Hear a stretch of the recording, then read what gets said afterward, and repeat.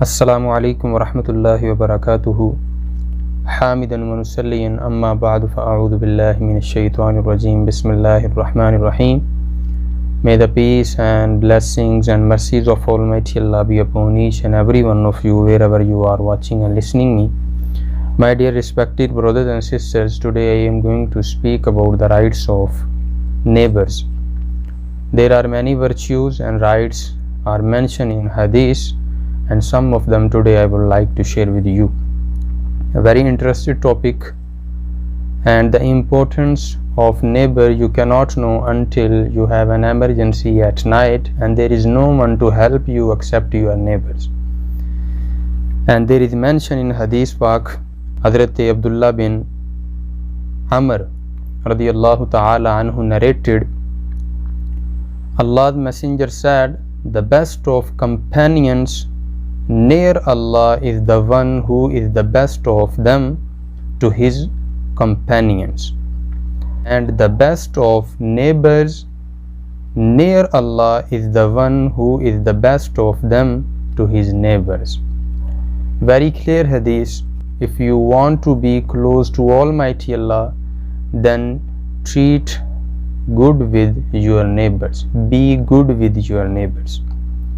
And there is a next hadith mentioned in Muslim Sharif.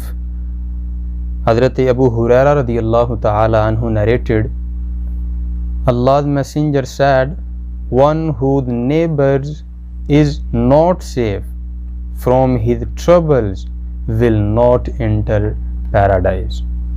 This hadith we should think about. And sometimes, we play hard music, and sometimes your neighbors are sick, so they are in trouble just because of you. So if your neighbors are not safe from your trouble, then according to hadith you will not be enter in paradise. So always take care of your neighbors. And there is mentioned another hadith. Hazrat Ibn Abbas radiyallahu ta'ala anhu narrated, I heard the Prophet sallallahu ta'ala alayhi wa sallam say, he is not a believer who fills his stomach while his neighbor is hungry. Allahu Akbar. My dear respected brothers and sisters, if Allah has given you too much money, there is no doubt that you are the owner of that money. But in fact it means, now if Allah has given you too much money, now you have to look after at least your neighbors, at least the people who living in your street, in your locality.